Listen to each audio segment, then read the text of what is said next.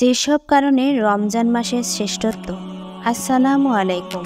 আশা করি সকলেই আল্লাহর রহমতে অনেক ভালো আছেন।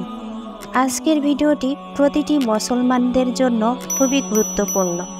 যারা যারা রোজা করছেন, হয়তো আপনিও মনে মনে ভাবছেন আপনার রোজাটি এবং যে দোয়া করছেন আল্লাহর দরবারে কবুল হচ্ছে না কেন। অনেক মুসলিমদের মনে এরকম প্রশ্ন জেগে থাকে। অবশ্যই যারা যারা রোজা করছেন তারাই ভিডিওটি মনোযোগ দিয়ে দেখুন এবং আপনি মনে মনে ভাবছেন আপনার রোজা কি কবুল হচ্ছে না, আল্লাহর দরবারে বিষয়টা একটু ভেবে দেখুন। সারাদিন এত পরিশ্রম করে রোজা করছেন, কতই না কষ্ট হচ্ছে রমজান মাসে রোজা করতে গিয়ে। মধ্যরাতে উঠে সেহেরি খাচ্ছেন, অনেকের সেহেরির সময় ঘুম থেকে উঠতে মন চায় না, অনেক কষ্ট হয়। আবার কিছু কিছু মানুষ সেহেরির সময় উঠে ঠিকমতো খেতেও পারে না গ্যাস্ট্রিকের জন্য। সারাটা দিন কতই না ক্ষুধা লাগে, এক গ্লাস পানি পর্যন্ত পান করতে পারছেন না, কতই না কষ্ট হচ্ছে, তবুও আপনি আল্লাহকে সন্তুষ্ট করার জন্য রোজা করছেন। এত কষ্ট করে রোজা করার পর যদি রোজা কবুল না হয় আল্লাহর দরবারে, আপনার পরিশ্রম সবই নষ্ট হয়ে যাবে। এখন কি আপনার মনে জানার ইচ্ছে হচ্ছে রোজা কবুল হওয়ার জন্য কি কি করণীয় রয়েছে ও কি কি আমল রয়েছে? তাহলে এই ভিডিওটি শেষ পর্যন্ত মনোযোগ দিয়ে দেখুন, ইনশাল্লাহ অনেক কাজে লাগবে। এই ভিডিওটি বিশেষ করে যারা রোজা করছেন, আশা করি ভিডিওটি শেষ পর্যন্ত মনোযোগ দিয়ে দেখবেন। তো চলুন শুরু করি। যারা যারা চ্যানেলটি সাবস্ক্রাইব করেননি, চ্যানেলটি এক্ষুনি সাবস্ক্রাইব করে নিন এবং এখনই ভিডিওটিতে একটি লাইক দিয়ে দিন। তো দেরি না করে চলুন শুরু করা যাক। মুসলমানদের জন্য এই বিষয়টি খুবই বেশি গুরুত্বপূর্ণ। যারা যারা রোজা করছেন তারা সকলেই জানেন, আমাদের বছরের যতগুলো মাস রয়েছে এর মধ্যে অন্যতম শ্রেষ্ঠ মাস হচ্ছে রমজান মাস। এই বিষয়টির প্রতিটি মুসলমানদের জন্য দরকার, কারণ আপনি মুসলিম হয়ে জন্মগ্রহণ করার পরও এই বিষয়টি ভালো করে জানেন না যে কি কারণে রমজান মাস শ্রেষ্ঠ। রমজান মাস হচ্ছে ফজিলতের মাস, আল্লাহ তাআলার কাছে ক্ষমা চেয়ে নেওয়ার মাস। এই রমজান মাসে আল্লাহ তাআলা কোরআন নাজিল করেছেন। তাহলে একটিবার চিন্তা করে দেখুন এই রমজান মাসের কত বেশি গুরুত্ব রয়েছে আল্লাহ তাআলার কাছে। একটি হাদিসের মধ্যে এসেছে, জান্নাতের দরজা খুলে দেওয়ার মাস হচ্ছে রমজান মাস। প্রতিটি মুসলমান জান্নাতে যেতে চায়, কিন্তু একটিবার চিন্তা করে দেখুন এই রমজান মাসে আল্লাহ তাআলা জান্নাতের দরজা খুলে দেবেন এবং জাহান্নামের দরজা বন্ধ করে দিবেন। এই রমজান মাসে আমরা সারাটি বছর আল্লাহর কাছে দোয়া করি, হে আল্লাহ আমাকে এটা দাও ওটা দাও। কারো কারো দোয়া কবুল হয়, আবার কারো কারো দোয়া কবুল হয় না। কিন্তু আল্লাহ তাআলা বলেন এই রমজান মাসে দোয়া কবুল হয়। কত বেশি গুরুত্ব রয়েছে এই রমজান মাসের। রমজান মাস হচ্ছে দোয়া কবুলের মাস। সুবহানাল্লাহ। আরেকটি বিষয় জানলে আপনি বেশি অবাক হবেন, প্রতিটি মুসলমানদের জন্য হজ করা ফরজ।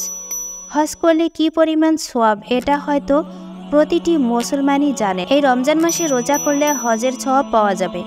সুবহানাল্লাহ, কত মূল্য রয়েছে রমজান মাসের। একটিবার চিন্তা করে দেখুন। পূর্বে আলোচনা করা হয়েছে কি কারণে রমজান মাসের শ্রেষ্ঠত্ব।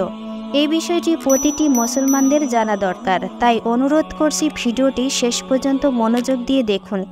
চলুন শুরু করি। শ্রেষ্ঠতম মাস মাহে রমজানের মর্যাদা। এই মাসে আল্লাহ তাআলা তার বান্দাদের জন্য রেখেছেন অফুরন্ত নিয়ামত। রমজান আসার আগেই আল্লাহর প্রিয় বান্দারা এই মাসকে স্বাগত জানানোর জন্য যথেষ্ট আগ্রহ নিয়ে দিন গুনতে থাকেন, কারণ এই মাসে আমল অন্যান্য মাসের ইবাদতের শক্তি ও পাথেই যোগায়। ফজিলতপূর্ণ এই মাসের কিছু বিশেষ বৈশিষ্ট্য উল্লেখ করা হলো। কোরআন অবতীর্ণের মাসেই আল্লাহ তাআলা পূর্ণ পবিত্র কোরআনে মাহফুজ থেকে প্রথম আসমানে অবতীর্ণ করেন। পবিত্র কোরআনে মহান আল্লাহ রমজানের পরিচয় ও গুরুত্ব বর্ণনা করতে গিয়ে সর্বপ্রথম এই বৈশিষ্ট্যের কথাই উল্লেখ করেছেন। এরশাদ হয়েছে, রমজান মাস যে মাসে কোরআন অবতীর্ণ হয়েছে, যা মানুষের জন্য হেদায়েত এবং সুপথ প্রাপ্তির সুস্পষ্ট পথ নির্দেশ আর হক বাতিলের মধ্যে পার্থক্যকারী। সুতরাং তোমাদের যে কেউ এই মাস পাবে, সে যেন অবশ্যই এর রোজা রাখে।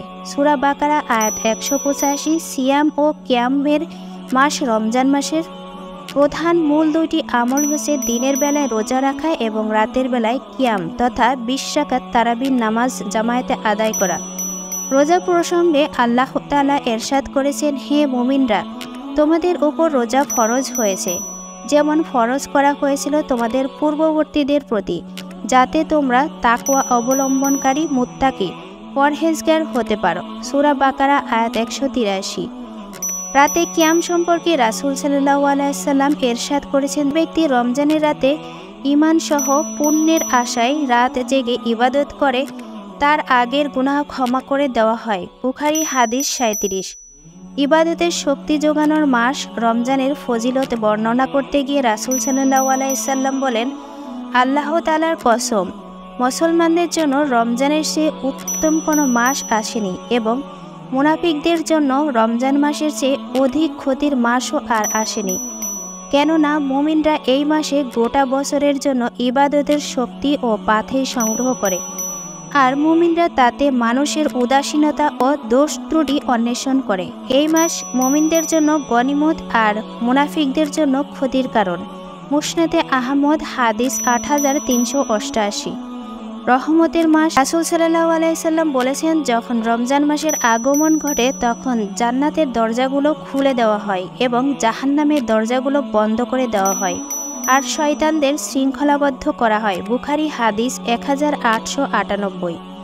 জাহান্নাম থেকে মুক্তি এবং দোয়া কবুলের মাস রমজানের আরেকটি বৈশিষ্ট্য হচ্ছে, আল্লাহ তাআলা তার নিজ অনুগ্রহে এই মাসে অসংখ্য বান্দাকে জাহান্নাম থেকে মুক্তি দান করেন এবং তাদের দোয়া কবুল করেন। রাসূল সাল্লাল্লাহু আলাইহি সাল্লাম বলেছেন, আর একজন ঘোষক ঘোষণা করতে থাকে, কল্যাণের প্রতিশ্রুতি অগ্রসর হও, এই অকল্যাণের প্রার্থী থেমে যাও। আর আল্লাহ তাআলা এই মাসের প্রতি রাতে অসংখ্য জাহান্নামীকে মুক্তি দান করেন।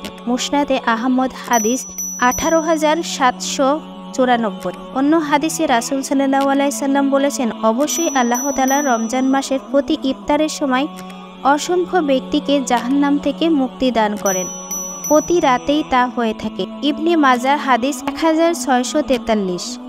অধিক কোরআন তেলাওয়াত ও দানশীলতার মাস রমজানের গুরুত্বপূর্ণ আর একটি বৈশিষ্ট্য হচ্ছে বেশি বেশি কোরআন তেলাওয়াত করা এবং সাদকা করা, কারণ আমাদের প্রিয় নবী এই মাসে দুটি কাজ খুব বেশি বেশি করতেন।